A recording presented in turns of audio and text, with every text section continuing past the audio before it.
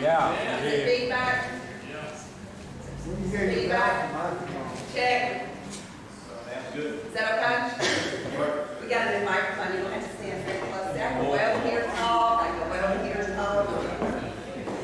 I do want to ask you to please turn your cell phones off. We are recording tonight, and these DVDs will be available for sale within the next couple of days. And I do have all of our past speakers over here for sale, and those are $10.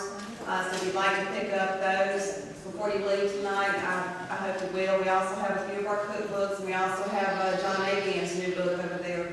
Also want to remind you that after tonight's guest speaker, the museum will be open, and our guest speaker is going to venture over there and see what we've got on display for our sports grades from Webster Parish. It's not a complete exhibit yet, but we are working on it. So I hope you'll all go over and see what Larry's done within the last few months. We've had some big changes and a lot of improvements. Got a lot of plans for 2010 and beyond, and all of that's going to require money. And I know all of you want to be a part of the museum, so we urge you to join the museum. You can be a member for as little as $20 and all the way up to $1 million. We don't discriminate. So I hope all of you will join. And also, if you've got items that you'd like to donate, you'll see some of the things that we need and where we're headed with some of these exhibits. So we always need things from Webster Parish and people are always cleaning out and getting rid of stuff. So you may have something that we would need for some exhibits. So I just want to remind you of that too. Our next event is going to be John Agan, and that is going to be Monday, April the 19th. We put it to the third Monday instead of the second Monday because there's a museum conference down in Baton Rouge that I'm going to attend. So rather than have it the second Monday like we always do, we pushed it to the third Monday. So you'll be getting your cards in the mail, but that is Confederate History Month, and John's going to be speaking about our Confederate veterans and things that happened in Minden during the war. In May, we've got a real special event planned, and that's going to be the El Shout Vandenor story, and that's a very moving story about World War II, about how the El Shouts and the Vandenor family came here from Holland. So I know you don't want to miss that one, so kind of mark that on your calendar for May. And that'll be our last one before we break for the summer. Then we have some special things lined up for September and October. I also have the car show coming up May 1st, and it's not just a car show this year, it's cars, motorcycles, tractors, red wagons, anything with wheels. If you got it, bring it. We should have a good crowd. I've already got about 15 cars pre-registered, and this is very early for cars to be pre-registered. So I look to have anywhere from 75 to 100 pre-registered by the April deadline. And most people never pre-register for a car show, so I anticipate that we'll have somewhere between 300 and 400, anywhere from 300 to 400 vehicles out there this year. So if you want to see a lot of chrome and you want to see Mike Spillers do Elvis, be sure and come out there because it's a lot of fun. And let's see if there's anything else. Did I just turn your cell phones off? But I guess that's it. Pat's going to get the hook out. But I do thank all of y'all for coming and please come over after the event tonight and look and see what Larry's done this month. Thank you, Shelley. We're certainly delighted to have all of you here this evening. And of course, immediately, I really have to congratulate our Woman of the Year, Schelley Brown. And our Man of the Year is here too. Well, I know it's here. I know it's here.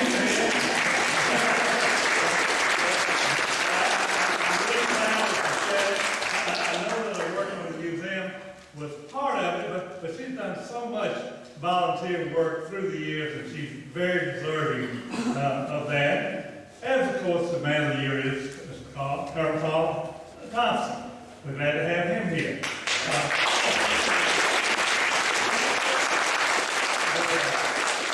We appreciate the Odoms donating this nice facility for our use. It's been a huge help in having these events for the last couple of years be very good events.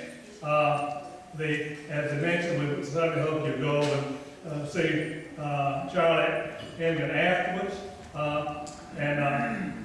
But I'm not going to introduce him quite yet. I can't not mention the first time I ever remember Charlie Hennigan. He was at the Minden High School basketball court, and he was shooting shot. And this way, did him like that. He got him off the wrong foot. But he was never known for being graceful. he just performed. And so we're delighted to have that performer here this evening. Richard Carey will announce our speaker for the evening and introduce him. So Richard, will you please come forward?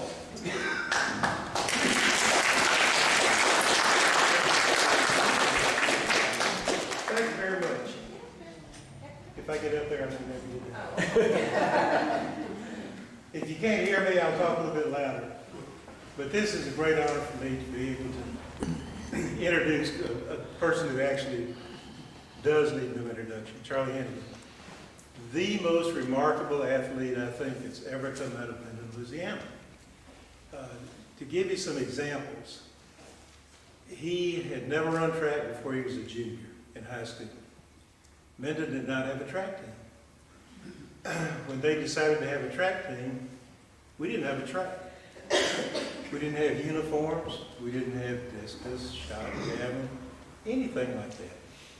They bought us some either red pants and white t-shirts or vice versa. And we went out to the fairgrounds and ran on a track that may or may not have been a quarter mile, probably wasn't. And Charlie, and they had to buy their own shoes. Everybody had to buy their own shoes. Charlie won everything he ran. He was the man in the 880 as a junior. He only had one real competitor. I think there was that guy from Bossier, and Charlie usually beat him. And then, I mean, that's just remarkable, not having a track to train on.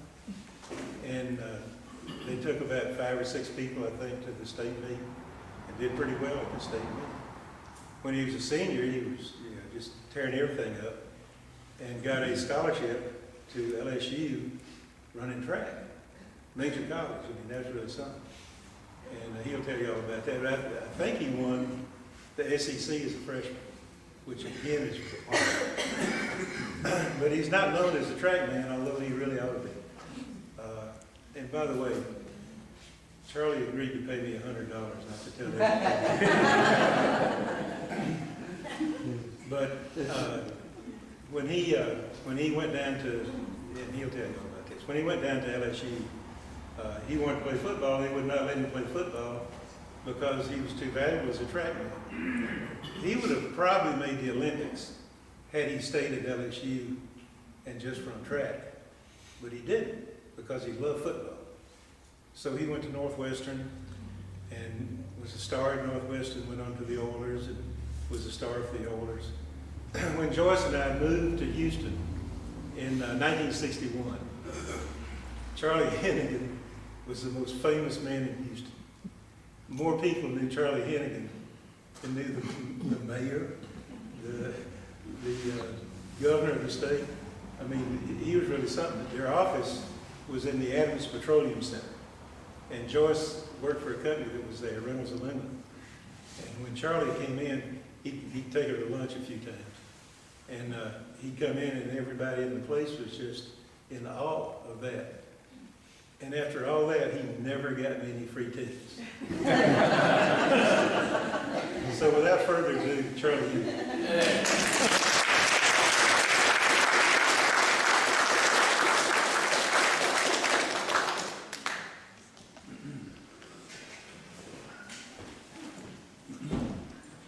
You can make it.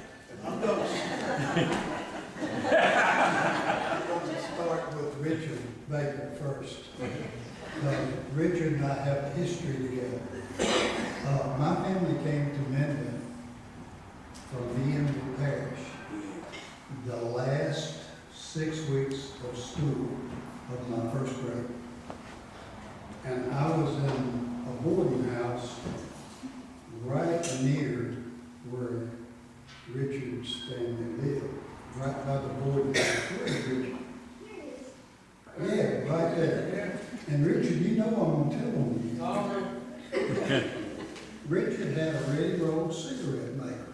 And he went all around Minden and picked up cigarette butts from everywhere and put them in there and made our own cigarettes. That's what he taught me how to do when I was first grade. So he's always been a precocious man. My family was a hill farm family. We got here from, best I can look at the records of how I got here. When Napoleon conquered Europe, he gave his brother what is now Germany, and we were from the Palatinates, like where Martin Luther did what he did. And so we were Protestants, and Napoleon's brother was Catholic. And so he told our people to get Catholic or get out. And about 30,000 of us went down the Rhine River, the Holland, and eventually to the United States, where we landed in what's now Bucks County, Pennsylvania. And taxes got hard, went high. We went to the Carolinas and farmed out and kept moving south until we got to Bienville Parish, and that's where I sort of came into the picture through my grandfather. The bit back there that we started off with, that was like 1667 or 1670. That's how we started off to get here. And so at the time I entered the picture, it's hard times. This is not a depression. That was a depression. And we lived on a farm in Bienville, and my dad told me one time, he said, I'm better than you are. No, it was my uncle that said it. I have an uncle that's 90, he's still alive, and he is doing well in Corpus Christi, Texas. He was a part of the exodus that occurred in 1940 when they had World War II. And as a result of coming out of there, he told me he was better than me. And I said, how do you figure that? He said, well, I'm the son of the sharecropper. I said, so? He said, well, you're the son of the sharecropper. I said, yeah. No, my granddad Hennigan lost our farm because he couldn't make the notes, and he said, I've just done all I can do. And so he farmed it on half, and the 5 brothers, the brothers and the sisters that were on the farm, they drug a 100-pound cotton sack around, and that's what they did. We don't seem to remember, some of y'all might, and I do, but there was an era when people lived by coal oil lamps. That's right. And there was an era where people put their milk in the well to keep it cool, where it wouldn't sour. That's right. And there was a time when you went out to the smokehouse to get your meat. And so that's been within our lifetime. And most of the young crowd is here tonight, I understand that. And so that being the case, that's supposed to be a joke, you know.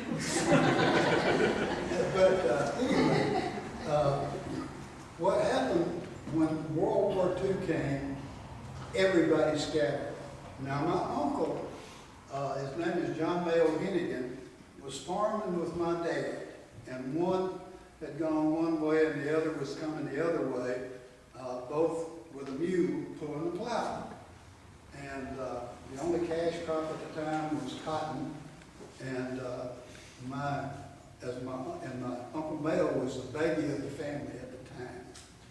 And he told my dad, he said, I won't be coming back this way. He said, what do you mean? He said, this is the last mule that I won't ever look in the behind. My daddy said, well, Papa's gonna whoop you. He said, well, if he does, he's gonna have to come to San Diego and get me. I'm in the Navy. So he joined the Navy, and he made a successful career of it. He came out of there right before Pearl Harbor, and they were trying to recruit him, but he said, no, I'm not going that way. He went civil service, and had he gone that way, he would have been at Pearl Harbor. That was his time. Okay, so meanwhile, my dad is sort of a ne'er-do-well, going here and there and all. But my mother snagged him when he was 27 and she was 17. Or he snagged her is probably a better way for it. But anyway, that's how they all came together. In the meantime, my Aunt Louise, who made me a lifelong reader by sending me books when I was sick, they got out of Dodge as fast as they could because things were tough. And I was talking to my uncle the other day down in Corpus, and he has a lady that's been with him now for the last 30 years, and she said, I have heard about that 100-pound cotton sack until I am sick of it. And none of them ever want to go back to be able to marry, ever. You know, he said, I just like, he's there right on the bay, and he said, real nice up here, and I don't have that. And anyway, I was talking to her the other night, and she said, you know, we went to see his sister.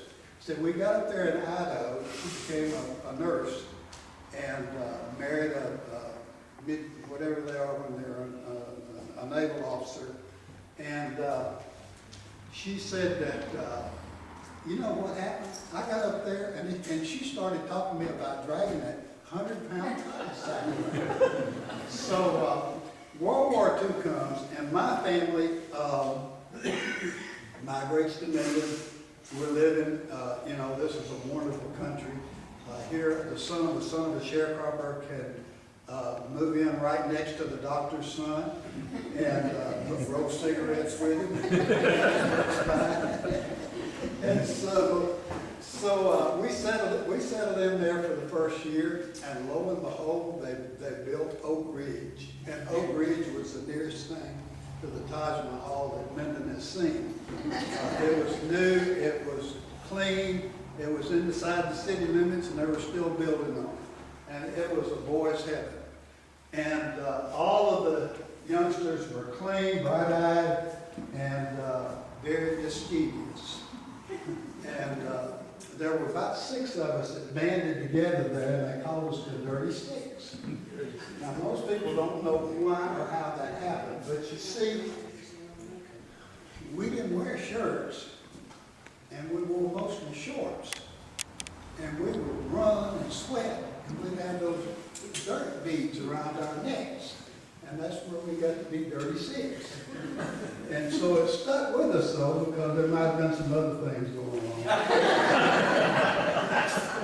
And so I guess I've taken a few licks, and I've given a few licks because I've played professional sports. But the worst licking I ever got, I'll tell you about it. There was this bully in our neighborhood, and he was the older brother of Jackie Wright. His name was Donald Wright. And I had a chicken yard out there, and I loved baby chickens, and everybody else made fun of me because I was sissy. And but I didn't care. And they all came out there, and they sat all around there, and Donald provoked red couples to me to hit red couples, and I did, and he beat the living daylights out of me. I never had to. I got all the licks I could get. God, I was ready when he finally took my head. That was it. It was a week before I could turn my head on that pillow, because I was bumping over those mountains. So we played for keeps back then, but it was serious. And you know, we've been lifelong friends. We love each other like brothers. I know you know that. But there was no love life lost that day, I can promise you. Things went on, and there was one summer when I had to go to bed. because they took me over to Shreveport and they checked me out, and they said I had spots on my lungs, and they thought I had tuberculosis and I couldn't get around, and they pronounced that I would never be able to run like the other kids. Now you got to understand, I was considered a strange duck by a lot of people when I was in elementary and on even Minden High School, because I had a daddy that was a cop and a mama that was a preacher. And they'd say, your mama's a preacher and your daddy's a cop. You got to walk the straight and narrow way. Well, there was a fight, you know. And it happened.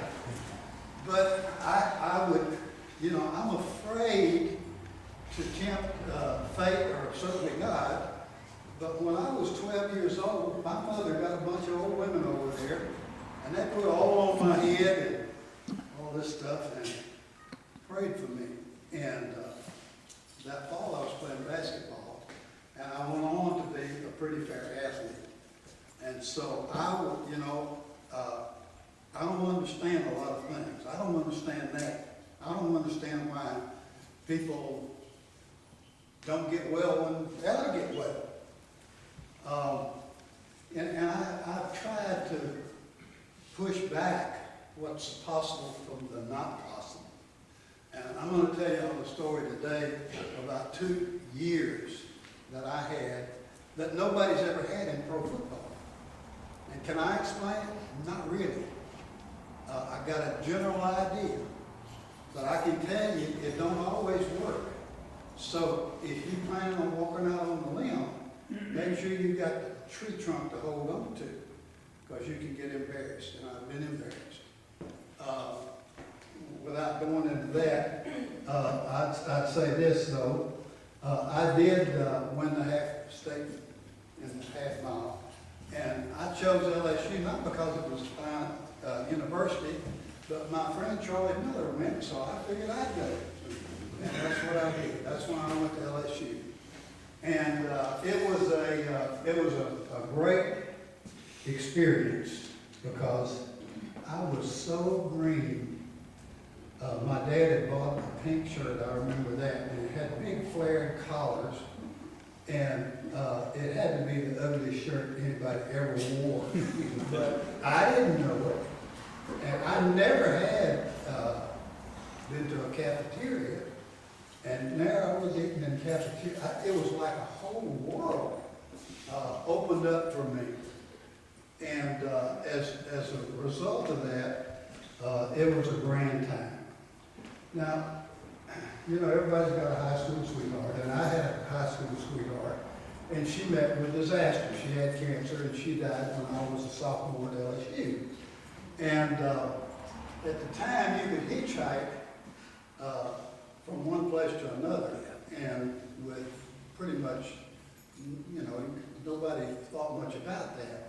And so I hitchhiked back the year she died every weekend and sat there while Red was playing in for the Crimson Tide, and she was dying.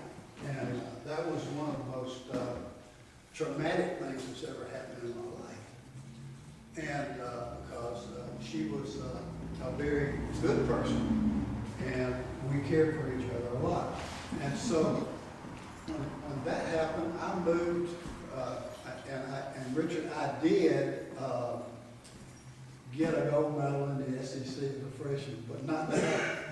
I ran the half mile at LSU and ran a leg up on the mile relay. And we did win the SEC championship in the mile relay during my freshman year. But on my trip around for the half mile, on the first lap, somebody stepped on my heel, and I ran the second lap without a shoe. So I finished fourth at the very first. But, and that's not an excuse, that just happened. So the memories that I have that have to do with people that are important in my life, I've got some good ones. You know, we had the best male teacher, staff, coach staff, anybody could ever have. My junior year, You know, we started out there running around beer bottles and broken glass and stuff on the old fairgrounds, our little makeshift track, and won the district championship my junior year. And my senior year, I was going to work down to at the Jitney Jungle and pick up some change. And it was hard running that half mile. I didn't want to run, and I was just going to duck out. And so, there are many of you in here that remember Coach Oliphant. Coach Oliphant had a voice that reached from here down to here, way low. And so I got the call from wherever class I was in, and told me to meet him down there in the auditorium.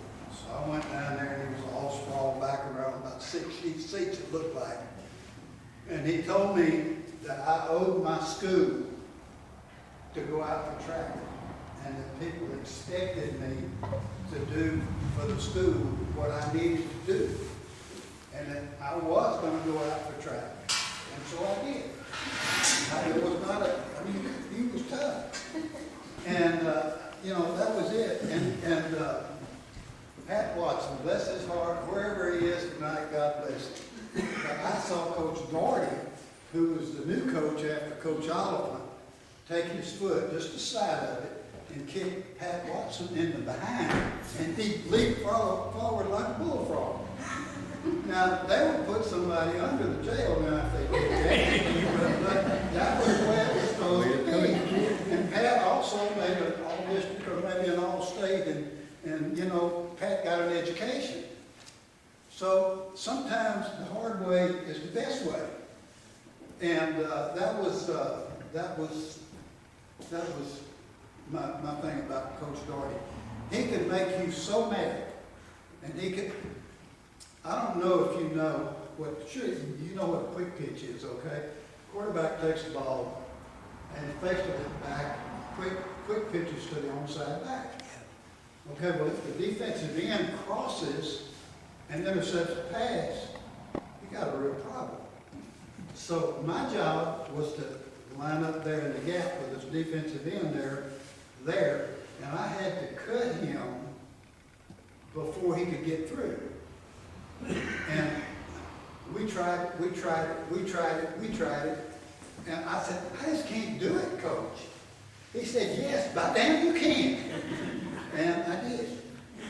And, you know, you just don't know what you can do. And when you don't think you can. But you can do more than you think you can. And whatever that is, it just depends on what you want. I say a mass murderer and a saint go get where they're going the same way, by their thoughts. That's right. And so if you remember that little Chinese cooler, I think I can. Okay, well, that's sort of what I had, you know, as a teacher, because we knew as a group, I'm talking about weeding out the dirty six, that we could do anything we wanted to do. You know, I can close this thing when I want to, so if y'all want to leave, you can leave, but I'm going to get through that bit here. But the thing is, we don't know what we are capable of doing, because I got up and I went to play. And when I was at LSU, they did a vital capacity test on me, and as a result of that test, they saw that my lung capacity for utilization of oxygen was 1.5 times that of a normal person. Now, did I feel anything when my mama got those little women on me? No. In fact, I didn't really like it. But would I deny that something important happened to me? Never in a million years. I'd be afraid to. And I saw a lot of things that happened with my mother. And she was quite a woman. She built 3 churches. And she didn't know what quit meant. And she loved me. You don't talk about her boys, you'd be in big trouble. Now, my dad knew what to do to keep us lined out. But I was raised by good parents. And I'll always have that. to think about. Well, I went from LSU to Northwestern. I played football there. I had a good career. I was all GSC running back my senior year. I lost one race in my collegiate career in track, and that was against an LSU runner that beat me by 0.2 of a second. It was like he was 46.5 and I was 46.7 or something like that. And it was Lillipalooza. And I remember more about the races and I won and the games I lost than I do the ones that the ones we lost. I remember them more vividly than the ones we won. We won the championship 5 times in a row at Northwestern, and I was with them all the way, and we lost the last meet I ever ran in college by 0.5 point.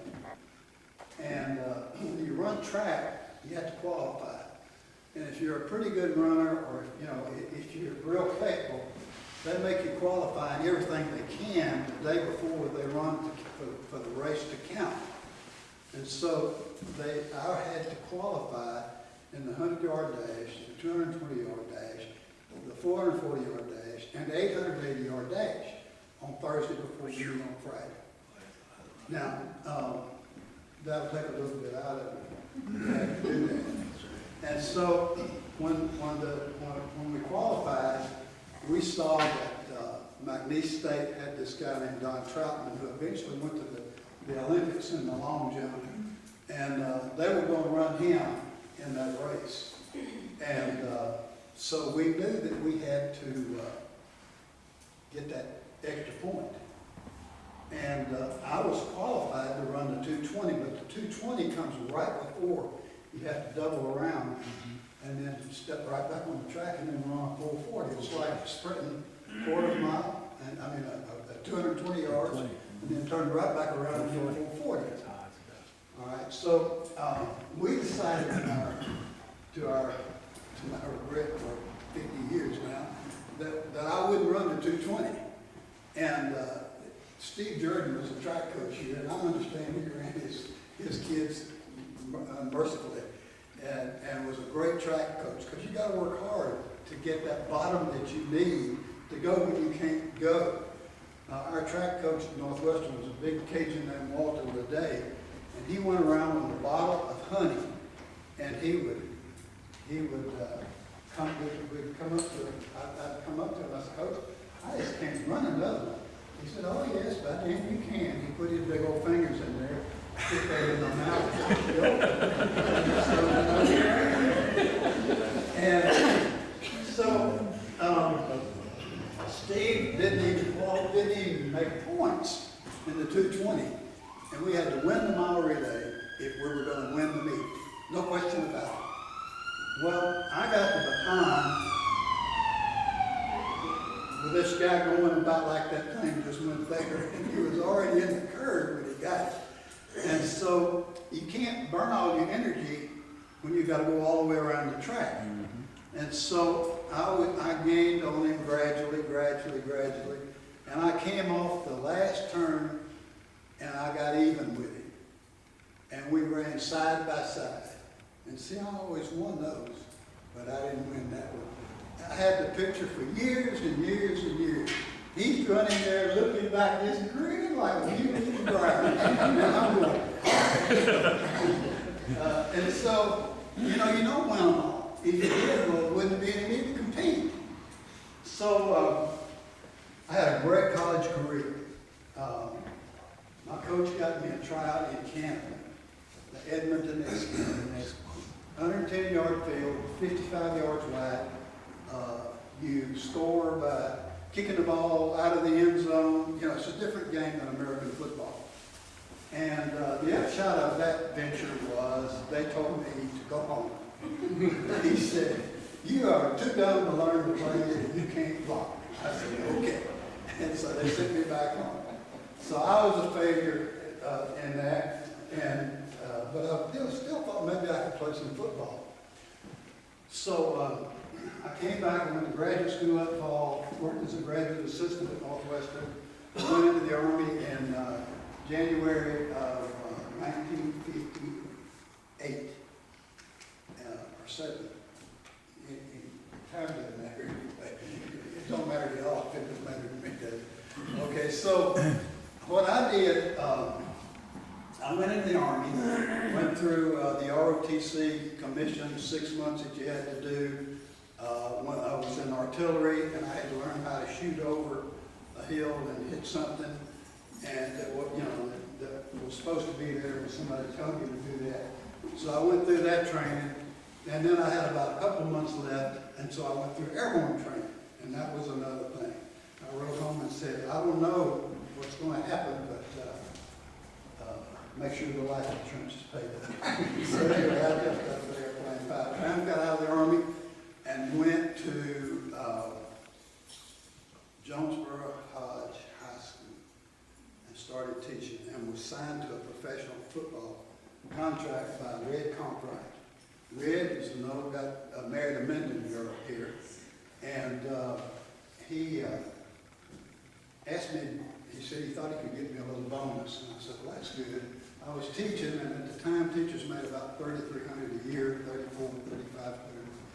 And I got about that. I got another $500 for coaching, so I'm making about $4,000, and pretty tight. And so I said, I could use that bonus. He said, well, let's see what I can do. He said, I think I can get you $150, a couple of $100. I said, well, that'd be great. And so that was how I got started with my professional career. You don't get paid if you don't make the team anyway. So it was just, I got the money up front. I bought a new black and white TV, brand new, and it was, it was tall cutting. And so went on, taught my kids, left, spent the summer here, and went to Houston. And I couldn't catch the ball. I was a wide receiver. And wide receivers, the whole reason for me is to catch the football. Okay, so I was fighting the ball. So I would catch it against my body, and I'd do all kind of stuff and fumbling around. And before I'd gone there, I connected with Doug Jones. Doug is on his sons now, Bert and all those guys over there in Ruston. They've been in the lumber business for a long time. And Doug played for Cleveland. And Cleveland had an exemplary team, and they knew how to do it. And so I connected with him, and he came to Jonesboro some. I went up and saw him, and he said, okay, if you're going to run at a defensive back, and you're going to go that way, well, you don't run up here and go that way. What you do is you come up here and you go that way, and then you plant that foot and you go that way, stuff like that, that any receiver has to know how to do. And so, but I didn't know I knew how. And so I had to learn all that. So when I get to Houston, Doug's teammate is a guy named Mac Speedy, S-P-E-E-D-Y. And Mac was a better receiver than Doug has been. And so I had him made, but I couldn't catch the ball. And so when it finally came down to the final cut, they had to decide whether they were going to keep me or a guy that played for Notre Dame, who was not as fast as I was. He wasn't quite as quick as I was. He could catch football. And so it became pretty obvious that I was gone, and this guy named John Morris was going to stay. And so when they get rid of you in football, they don't say, we're glad to have you here and all this other stuff. It just says, the coach wants you to wrote up your notebook and your roommate key. That means you were a football player, and you turned in that good, and you're gone.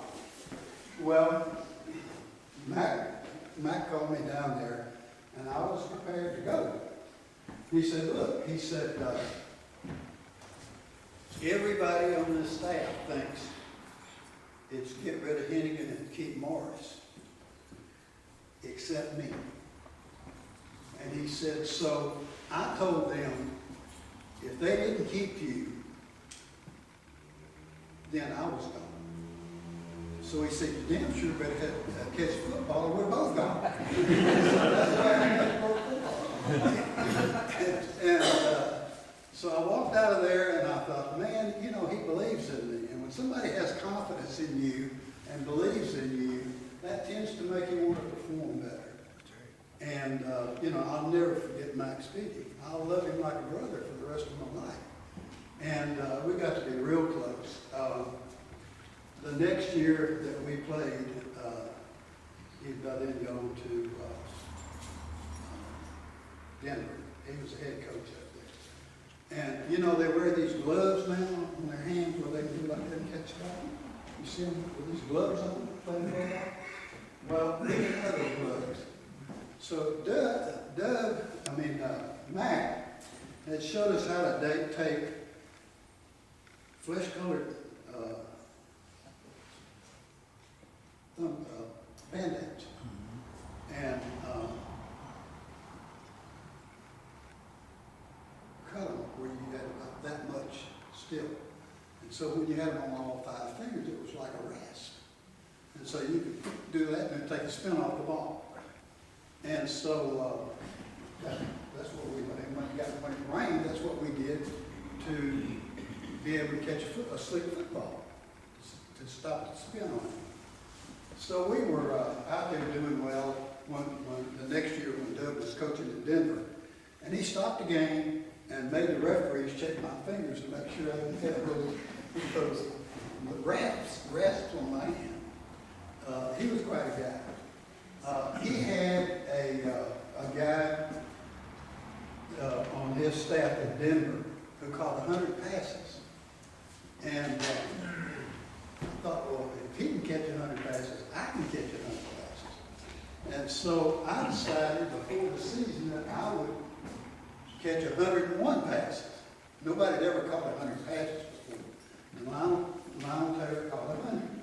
We didn't have a real good team that year. It was about the 4th or 5th year we played. And because of that, and a couple of our receivers got hurt. We had a small wideout that, I don't know if you've ever seen a white bone sticking out of somebody's hand where his finger ought to be, but it's a little gruesome when you see that white bone. Anyway, he wasn't playing, and so I was about the only receiver we had.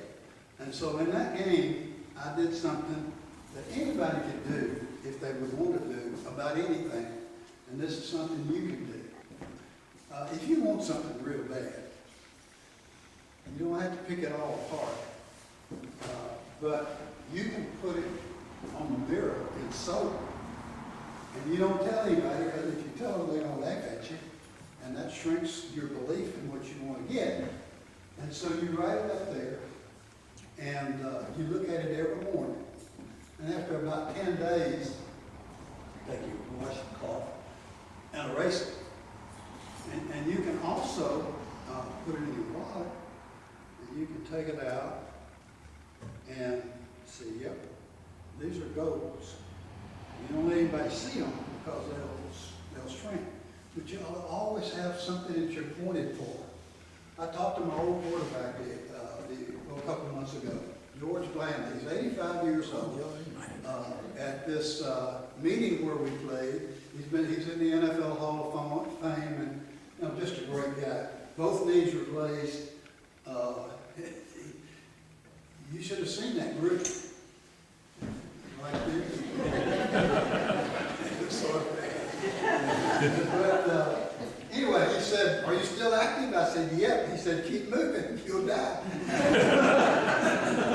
So, we have a lot of fun with that. So, when you got a team of guys together, and you got a common goal, and all we got to do is say, "Did you see what the Saints did?" That's a perfect example of a team all coming together at the right time to do the right thing, to make the right thing happen. I wouldn't have bet against Peyton Manning ever. But, Breeze is not very tall. And it was phenomenal. But at any rate, I wrote those things down. And I said, well, we have to have so many passes this week to keep me on. We played 14 games, so I had to average about 7.2 passes catching the game in order to do what I was trying to do. And needless to say, I caught 101 passes. I did it early in the third quarter, and that record stood until they brought the field into the perspective that it is now. Now they don't have the field lined like it was. The hash marks are behind the goalpost, straight down if you're looking at it, and it's wider to the sidelines, which means you play more zone. And in zone, all you got to do is be one man if they isolate you. And I could always do that. I learned that from Doug tonight. And so,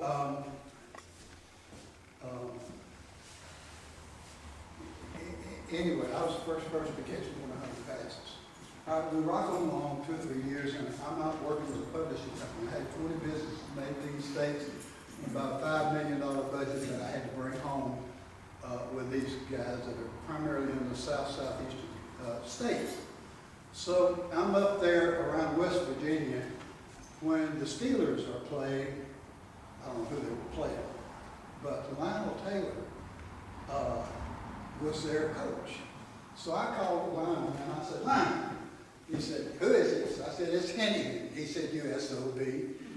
So I broke his record, you know. And I said, I'm coming to see you. He said, I got a spot on the bench for you.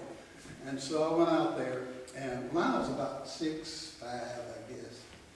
And so anyway, we talked. And so I got to watch the Steeler game. And I said, well, I'm here. He said, okay, come on. And I went out to his house and had dinner, and he said, now, and it was cold up there too, you know, it was wintertime. He said, I'm going to let you sleep in my house, but you got my record, and I don't like it, you know. And so, anyway, he finally gave me a blanket to cover myself. So, you know, people are competitive, and because they do that. So that was one year I had, it was like that. And then I had another year, and so far, now there are a lot of people that are catching 100 or more passes, but the game has changed. I have one that has never been broken. I was in 1961, I had 1,746 yards received in 14 games, which means that I was catching a lot of yardage every catch. I averaged over 20 yards a catch, 76 or so yards. And what that meant was,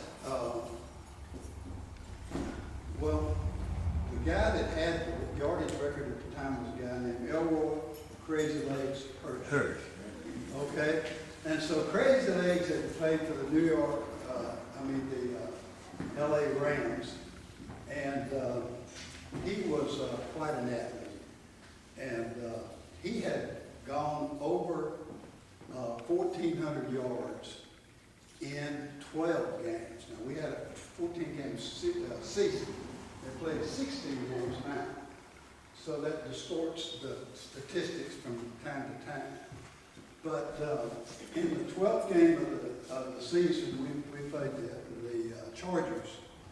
And I went over 1,500 yards and became the first man to gain more than 1,500 yards in the season. And then so I did better than he did. So, and in the 14 games, the next 2 games, I came out with those statistics. Today, Jerry Rice has about 50 yards more than I had in 16 games. He had that. In 12, I had that. And Isaac Bruce is another guy that's got about 30 yards more than I did. But they did them in 2 more games. So, now how do I explain that? Well, remember, your mama's a preacher, your daddy's a cop. You gotta walk the straight and narrow way. And so I had to keep remembering that because, you know, I tried to be perfect, but it was just not possible. And I know all of y'all can commiserate with that because who has? But anyway, I was looking at the way to get what you want. That's what we all want to do. And so if you want something, well then, you know what the Lord's Prayer says, thy Father, you know, thy kingdom come, thy will be done. So we always put that in there. But we want what we want. And so I said, okay, this is my deal. When I set all those records, Isaiah 40:31 says, they that wait upon the Lord shall renew their strength, they shall mount up with wings of eagles, they shall run and not be weary, they shall walk and not faint. That was my fourth quarter verse. And I know I got faster. I know I got faster. And I was. And, you know, he was awesome. And I'll tell you a story about our old truant officer, Mr. Starr. Anybody in here remember Mr. Starr? Well, Mr. Starr, the year I was teaching down there, he put together the intelligentsia. And he got me and Judge Drew. Anyway, he got 4 or 5 of us up there. And because I was, I don't know what, anyway, he appointed me to, you know, help him out. And so I did. I read that Bible, and it said, if you pray for somebody believing, it will be done. Now remember, I got a Pentecostal mama and a Baptist dad.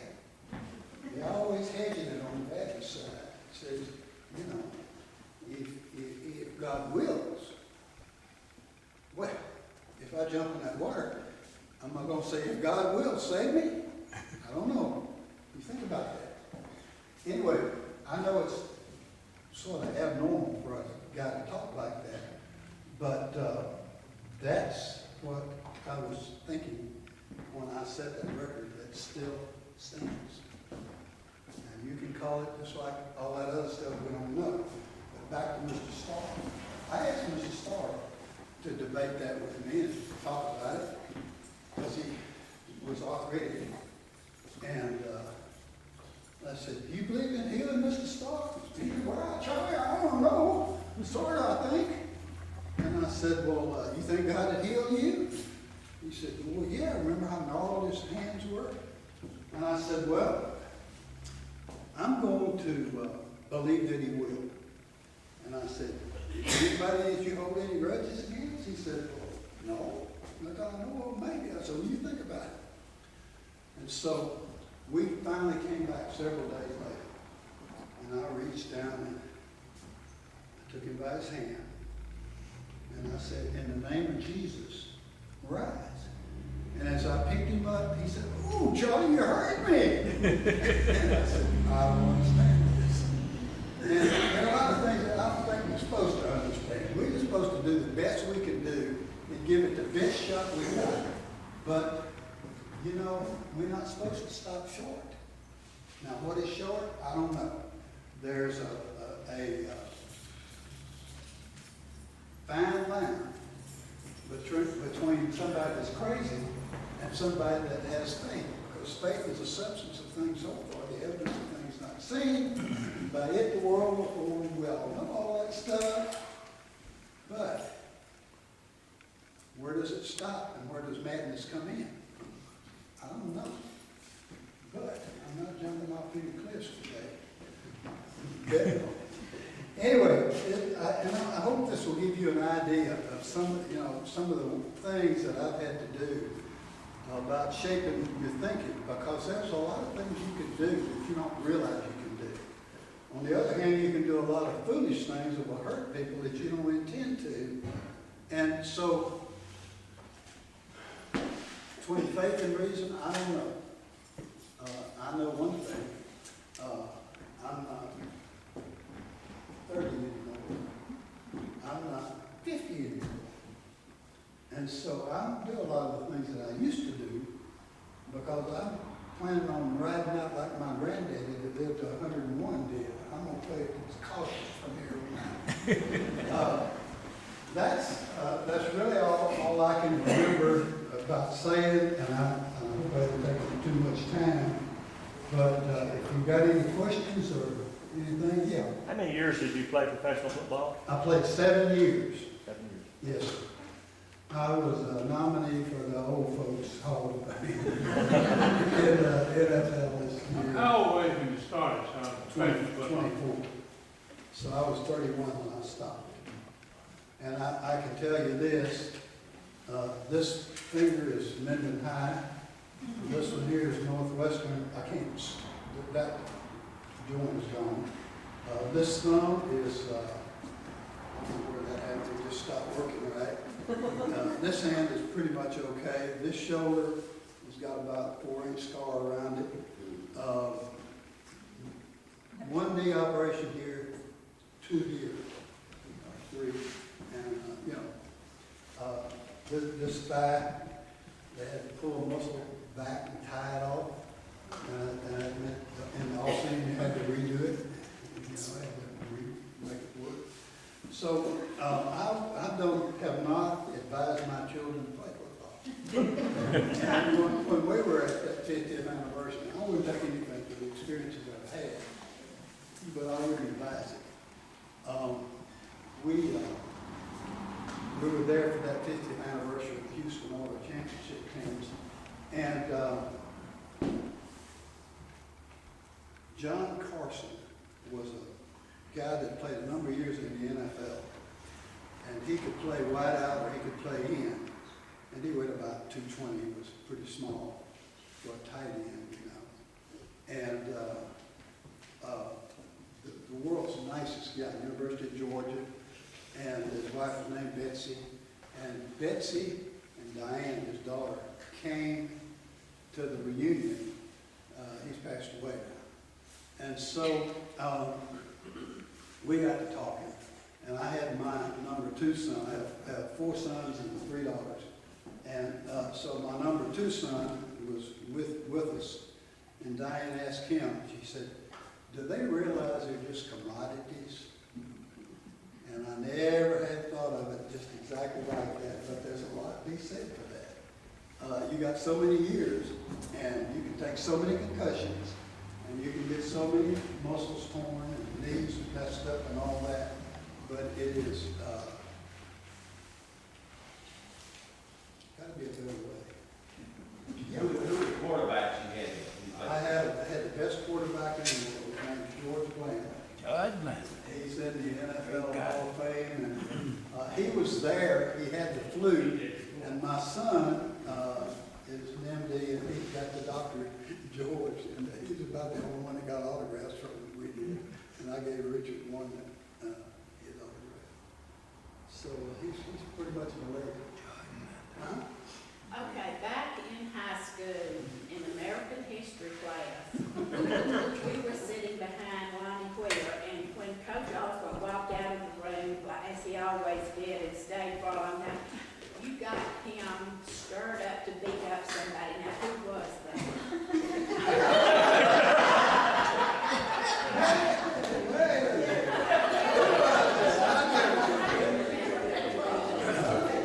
Was it in the crowds, maybe? No. Well, it was somebody, yeah. Who did I get? Lonnie Wheeler, you got him to go beat up somebody. I didn't do that. I remember that. No, you just don't know. I remember you though. You didn't like my crayons because they didn't have paper around them. Hey, Charlie, Yeah. tell them what you did with your pay stub from Jonesboro High to donation. Okay. When I was playing ball, my take-home check at Jonesboro High School was $270.62 a month. And I got out there and I wrapped it in tape and then taped it on my headgear. And every time I'd get to Dalton, I'd pull off my hat and I'd look at that and I said, yeah, I can do it. and we talked about this today. When I resigned my job at Jonesboro to go play pro ball, I weighed about 170 pounds. So between the summer and when I went, I gained about 18 pounds, and I used the isometric techniques that LSU did when they were coming back under Paul Diesel. And so that's when you're moving against something that won't move, and you do all that. I was doing that, and it was pretty hard to try to figure out how you were going to do something that you didn't know how to do, but you had to believe that you could do it. And so I did things that I read Psycho-Cybernetics by Maxwell Maltz. I read Think and Grow Rich. I read all of those push-up books, and at the time you get out of here, I will. We enjoy it. But everything that anybody, I will get you out of here. okay, that's good. Don't let him again. I'm Charlie. I remember one time when we were at Northwestern, there were some twin boys that ran track with you. Can't remember their name. You talking about the Styron boys from Northeast? Yeah. They ran against us. They were at Northwestern. 7 twins. But anyway, one of them, Coach Lede, said something, he was running something, and he was a good ways ahead. One of those boys, he told him to go over and stand on the track and tell you something when you went by, and you stopped a second. And that old boy said, when he looked up, said, I gotta go.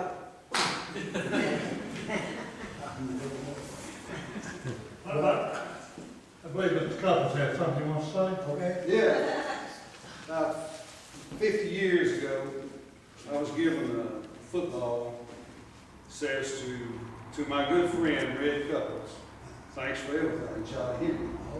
And on this is Bill Gorman, who was the LEN, the 60 wide receiver. Yeah, Charlie, yeah, you were 87, he was 88, 89. They said dial up long distance, dial 8789. Every Sunday morning after the Houston Oilers played in Houston, his daddy would come by and pick me up, and we'd go off to Houston to watch a football game.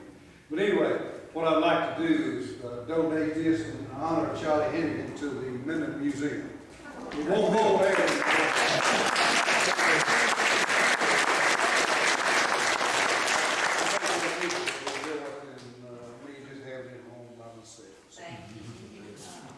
You can give it to me, I don't trust her. Thank you very much. Really appreciate it. I got something I'd like to say. Ready to go. Y'all got to go? No. All right. Charlie and I grew up together out there in Oak Ridge. I want to tell a few things about when we were little boys. No, first of all, I want to tell you about the 3-story clubhouse we built out there. Without any 2x4s, the thing leaned like a tower or a piece of. And we also used it as a brewery. Dr. Daniels, who's not here tonight, but anyway, we decided we was going to make some home brew out there. And the Reverend Hughes got us. His daddy worked for the sheriff's department, and Mr. Wright worked for the police department. And of course they come up and poured our brew out before we got it right. I just made a few notes while you was talking that, Charlie. I remember when out by Firebond out there where there was an old house that burned, but it had a lot of good lumber left on it. And we went out there and helped ourselves to that lumber and brought it back to Oak Ridge and built a clubhouse out there. And it burned. It is. Somebody stayed on fire. But Gary and I were at James Grubb's house and heard the alarm go off. You know, he used to blow the alarm in Minden. And I said, told Gary, I said, I bet you, I love that. And sure, got back there he was. And, I ain't got glasses, so I can't read my own. I was going to tell about, all the time. That's all right, it'll come.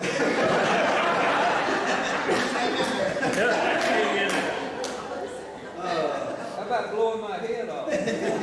Oh, yeah. I forgot about Charlie Brown over there, but anyway, somebody talked him into putting a big red firecracker in a RC bottle or a Coke bottle and holding it out here. As if it wasn't going to hurt him. When the thing went off, it cut him. You can see that scar under his eye. Anyway, I just wanted to Thank you much. give you, Bob, Thank you and much. tell a little about you. All right. Okay, thank y'all very much for coming.